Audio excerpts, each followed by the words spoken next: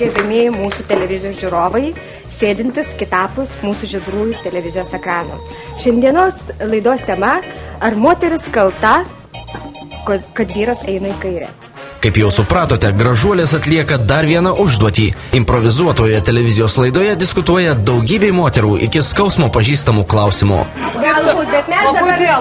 O pas ką jis išeina tas vyras? Jeigu jis neištikimas, tu tada neištikimas, jis tavęs neišdavė su kuri kita. geresnė kažko įsivaizduoja. Bet tu jeigu vyras tavo nuėjo... Scenos kalbos dėstytoja Adrija įdėmiai stebi, ar dalyvė sugeba apginti savo nuomonę ir išklausyti kitas, bei kaip tariamos laidos vedėja valdo besiliejančias emocijas.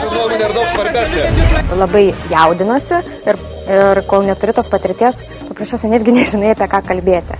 Jis dingo kažkur, mes ją suvalgėm iš tikrųjų, kaip laidų vedėjai. Man nepatinka viena situacija. Man nepatinka, kad yra žmonių, kurie iš vis nedalyvauja. Jo, jūs, ateikit čia.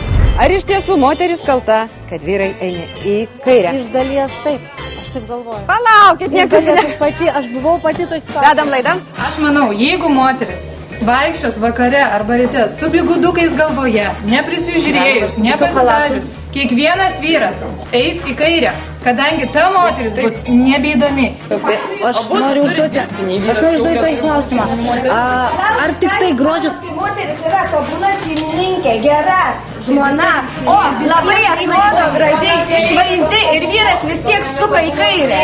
O palauk, moteris, o kodėl nepaklas pas vyrus? O kodėl jūs nežinot gyvendama su savo vyru, ko jam iš tikrųjų reikia? O jam nereikia tos. Gal jis nori, kad jis eitų ir darytų viską. Apie ką aš kalbu? Abudu kalti. Jūs nežinot, ko jūsų vyras nori, nes jūs nesugebat išgirsti, ko jis nori. Išklausti.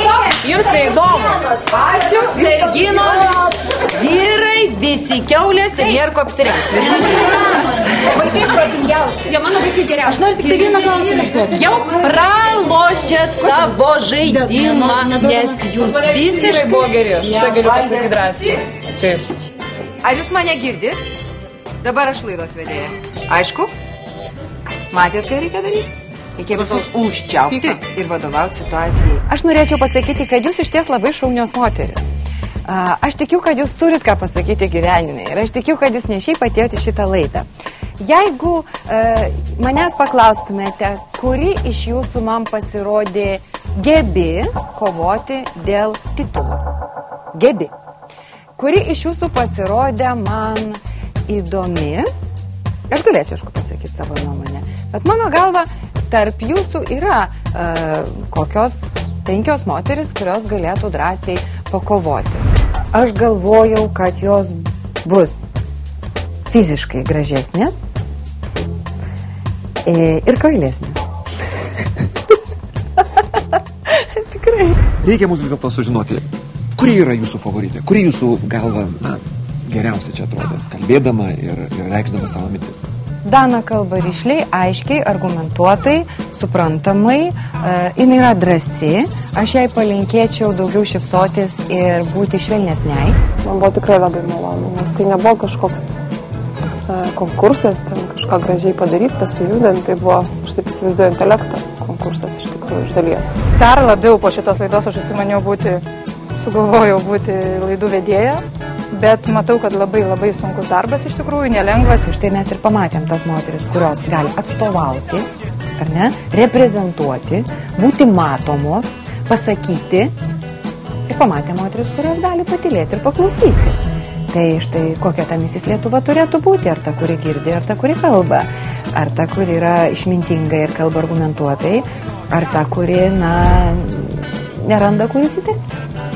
Šią dilemą ėmė spręsti ir pačios dalyvės. Praėjusioje laidoje triukšmingai atsisveikinusios su drąsiai nuomonę reižiančia ir savimi pasitikinčia Renata Narvilienė, dalyvės dabar atkreipė dėmesį į projekto tylenes. Manau, jos tas netikras kuklumas, netikras susikaustimas, tai yra vaidyba. Tiesą galima pasakyti ir tyliai, ramiai, kokiai bebūtų. Moteris yra stichija ir turi tam tikrais momentais prasiveršti, negali būti moteris visą laiką vienoda. Tykus ramus vanduo, aš taip manau. Ar iš tiesų prieš kukliausias Misis Lietuva dalyvės bręsta sąmokslas, pamatysime netrukus. Įvyko nenumatytas atvejis, net 3 pretendentės į Misis Lietuva karūną surinko vienodą balsų skaičių prieš jas. Dabar balsuojama prieš merginas, kurios yra ramesnės.